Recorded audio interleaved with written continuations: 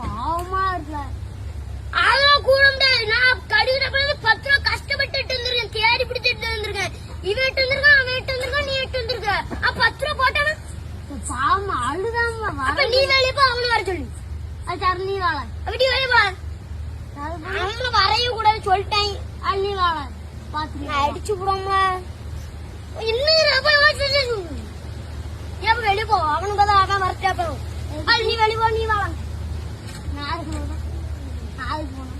அப்ப நீதான் அவனு வர சொல்லுத. அவங்கள கிடையவே கிடையாது.